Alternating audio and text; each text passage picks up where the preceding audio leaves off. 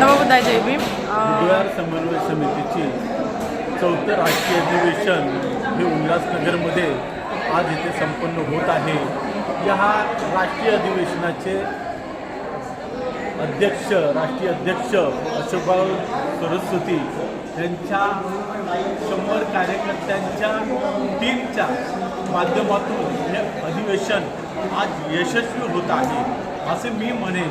मी एक मुंबईचा प्रतिनिधी म्हणून हे बोलत आहे, कारण ह्या अधिवेशनाला जी आलेली लोक आहेत ही जनसमुदाय नसून विहारातले प्रतिनिधी आहेत आणि आमचा जो संकल्प आहे बुधवार समन्वय समितीचा, जो विहारांना जोडण्याचा आणि ह्या माध्यमातून जिथं विहार तिथे पाली भाषा, बुद्धविहाराची संस्कृती जतन करणं, हे बुद्धविहारातील कार्यकर्ते आणि प्रतिनिधी जे आहेत त्यांना प्रशिक्षित करणं हा आपला बुद्धविहार समन्वय समितीचा मूळ उद्देश आहे।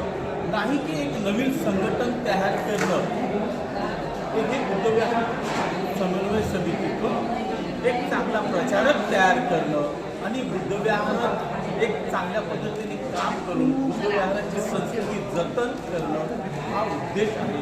आणि हा उद्देश सफल होण्यासाठी भारतातील अनेक जिल्ह्यातील प्रतिनिधी आज इथे उपस्थित झालेले आहेत। अनेक बौद्ध धर्मातील आणि आंबेडकर चळवळीतील अभ्यासक आणि तरुण वर्ग आणि महिला वर्ग या संमेलनाचे सूत्रसंचालक म्हणजे कार्यक्रमाचे मेन मार्गदर्शक होते आणि खूप चांगल्या पद्धतीने यांनी आजच्या येणाऱ्या तरुण सहभागी झाला होता। त्यांनी आपल्या विहारांचं आपण नेमकं काय करायला पाहिजे, अशा पद्धतीने आपण या तरुणांना संघटित करू शकतो, अशा महिलाही आम्ही कशा पद्धतीने संघटित करू शकतो आणि काम करू शकतो, अशा अनेक विषयांवर त्यांचं अनुभव मार्गदर्शन आलं मला या समितीच्या। नवबुद्धाय जय भीम। आपण उल्हासनगर येथे बुद्धविहाराचं चौथं राष्ट्रीय अधिवेशन इथं झालेलं आहे। हा दुसरा दिवस आहे। सर, तुम्ही काय सांगणार ह्या राष्ट्रीय अधिवेशनाबद्दल? ह्या राष्ट्रीय अधिवेशनाचा मुख्य उद्देश होता की जेवढे बुद्धविहार आहेत ह्या बुद्धविहारांमध्ये एक समन्वय साधणं आणि हे जे समन्वय साधायचं आहे ते आचारविचारांमध्ये आणि तिथल्या जे विधी विहारांमध्ये वेगवेगळ्या पद्धतीने केल्या जातात त्याच्यामध्ये समन्वय।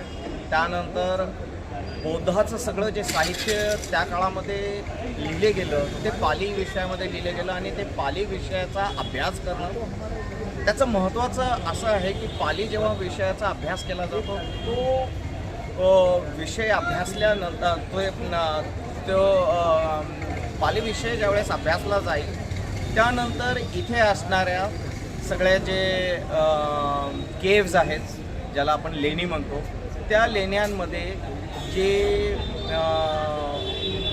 तिथे जे स्तंभांवर शिलालेख आहेत त्या शिलालेखांवर जे लिहिले गेलेलं आहे त्याचा अभ्यास केला जाणार आहे येत्या काळामध्ये आणि तो अभ्यास केला झाल्यामुळे ते जे आहे त्या लेण्यांचा जो एक इतिहास आहे तो उजागर होणार आहे आणि त्या लेण्यांचाही एक अभ्यास केला जाणार आहे। असं एक विचार ठेवून, असं एक उद्दिष्ट ठेवून हे अधिवेशन इथे चौथं अधिवेशन, याच्या अगोदर 3 झालेले ते महाराष्ट्रामध्ये झालेले, पण 7 राज्यांची आज इथे उपस्थिती आहे। जय भीम, नमोबुद्धाय सर्वांना। हे बुद्धविहार समन्वय समितीचं हे चौथं अधिवेशन इथे होत आहे। तर या अधिवेशनाचा मूळ उद्देशच आहे की बुद्धविहारांचं समन्वय, पण जिथे बुद्धविहार नाही तिथे काय, तर विहारांसमोर सोबतच ज्या काही आपल्या आंबेडकरी बुद्ध विचारांच्या संघटना आहे, वेगवेगळ्या समविचारी संघटना आहेत, त्यांनी एकत्र येऊन पाली भाषेचा प्रचार आणि प्रसार करणं आणि त्यांचा लेण्यांचं संवर्धन करणं, याच्यात 4 आहेत. पाली भाषेचा प्रसार करणं, जापानी भाषेचा प्रसार पण इथून होतो आणि मॅरेज ब्युरो पण आहेत. आता हे आम्ही अधिवेशन अटेंड केल्यावरती कळालं. 4 वर्षापासून आम्ही आमच्या विभागामध्ये पाली भाषा प्रचार परीक्षा फक्त राबवतो आहे. त्याचं अट्रॅक्शन आहे की पाली भाषा आम्हाला काहीतरी शिकायचं आहे. जे भगवान बुद्धांनी आपल्याला उपदेश दिलेले ते मगधी म्हणजे पाली भाषेमधून आहेत. तर आणि सम्राट अशोकांचे आपण ज्या सम्राट अशोकांनी पूर्ण साम्राज्य लेण्यांचं चालू केलं, संबंध आपल्या भारतभर, तसंच पाकिस्तान आणि भारत, अफगाणिस्तान इथेही लेण्या हे केलेल्या आहेत. आणि त्याच्यावरती जी भाषा आहे ती पाली भाषा आहे. स्क्रिप्ट आहे, धम्मलिपी आहे. ती धम्मलिपी आपल्याला शिकता यावी. ती लिपी आणि भाषा, जर आपल्याला भाषा आली तर ती लिपी आपल्याला आपल्या पुढच्या पिढीला पण शिकता येईल. पाली भाषा शिकणं का महत्त्वाचं आहे? कारण की पाली भाषेला मराठी भाषा बरोबरच पाली भाषेलाही अभिजात दर्जा प्राप्त झाला आहे. आता पुणे विद्यापीठामध्ये पाली भाषा सुरू झालेली आहेत. तसंच आता आपल्या सर्वच जे उपासक उपासिक आहेत त्यांच्या लेवलला पाली भाषेचा प्रचाराचं आणि प्रसाराचं काम करत आहे. आणि प्रत्येक शाळेमध्ये पहिलीपासून पाली भाषा शिकता यावी किंवा 5वीपासून माध्यमिक याच्यामध्ये शिकता यावी हा प्रयास चालू आहे. ही पाली भाषा आपल्या महाराष्ट्र राज्य सरकारने प्रत्येक शाळेमध्ये आणल्यानंतर तिथे शिक्षक कुठून उपलब्ध होतील? जर आपण पाली भाषा शिकली, त्याच्यामध्ये डिग्री मिळवली, PhD केली तर आपल्याला ह्या मुलांना शिकवता येईल. जर पाली भाषा आली शाळेमध्ये पण त्याच्यासाठी शिक्षकही पुरे आहे, तर हे जो पाली भाषा प्रचार परीक्षाचा जो उपक्रम आहे त्याच्यामध्ये मोठ्या प्रमाणामध्ये आपले शिक्षकही तयार होतील. हा त्याच्यामागचा खूप मोठा हे. आणि पाली भाषेबरोबर आपल्या युवा पिढीबरोबर समोर आर्किओलॉजी आहे, पाली भाषा आहे, त्याच्यामध्ये धम्मलिपी आहे, एपिग्राफी आहे. हे वेगवेगळे छोटे खूप सब्जेक्ट आहेत. पण त्याच्यामध्ये PhD करणार ज्यांचं वय 35च्या आतमध्ये आहे, JRF वगैरे करून ते खूप पुढे जातील असे खूप मार्ग याच्यासमोर आहे. ते आपल्या समाजातील युवा पिढीने ते अवलंबले पाहिजे. तर हा आणि त्याचा गांभीर्याने विचार केला पाहिजे. आणि जर ह्या सगळ्या आपल्या बुद्धांची जे काही विचारधारा आहे, आपल्या लेण्यांचं संवर्धन करणं, लेण्या समजून घेणं. कारण जेव्हा लेण्यामध्ये आपण पाली भाषा शिकण्याच्या आधी जातो आणि पाली भाषा आणि धम्मलिपी शिकल्यानंतर जेव्हा तुम्ही लेण्यांना भेट देतो ना, तेव्हातला तुमचं उपासक खूप वेगळा असतो.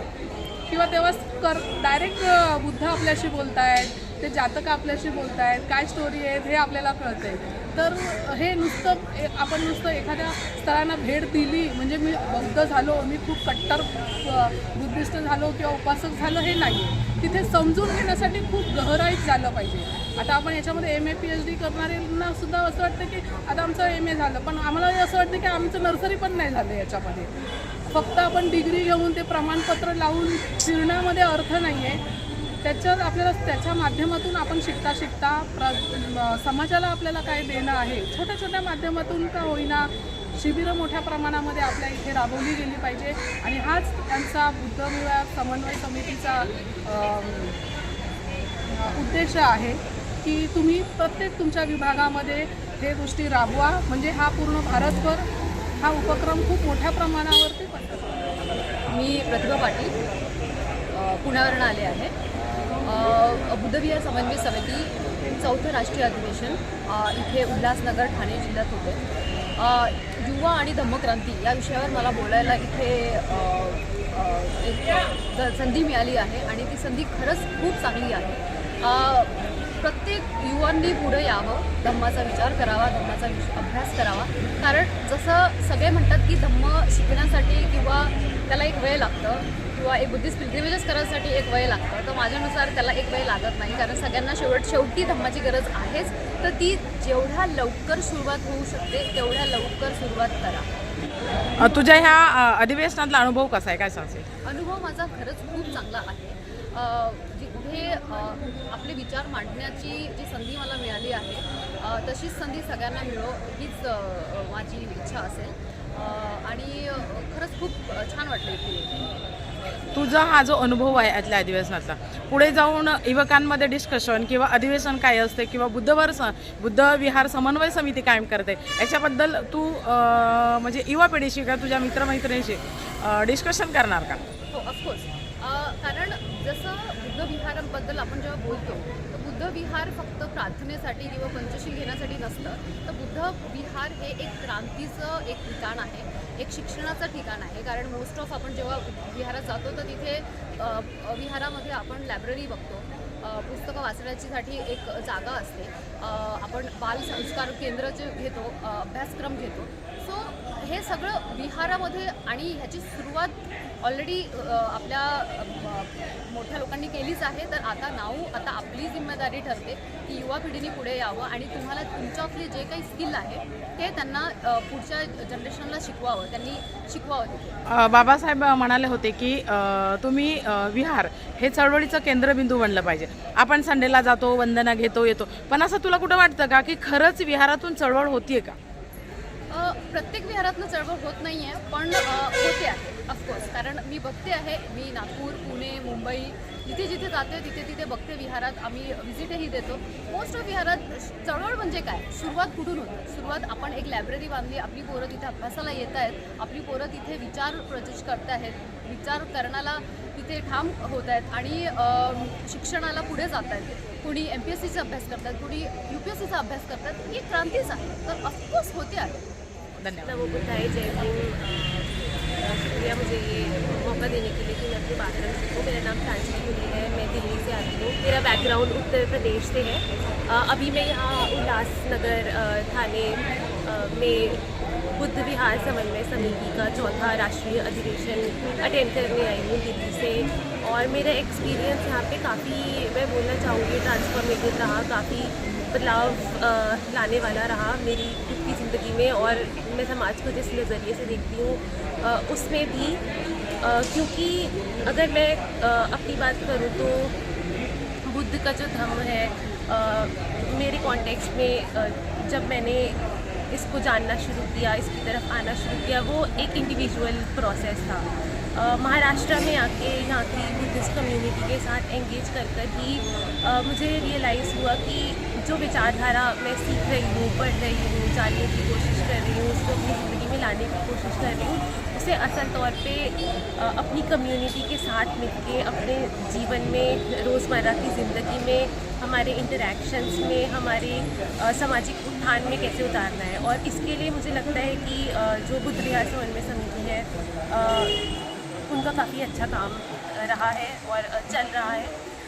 इसी के साथ साथ आप अभी ये अधिवेशन में आए हो, तो आपने इसके पहले बुद्धों को जाना है, बुद्धों को पढ़ा है, आप ये अधिवेशन में आए तो कुछ तो रीजन रहा होगा ना कि पहले आपने बुद्धों को पढ़ा है?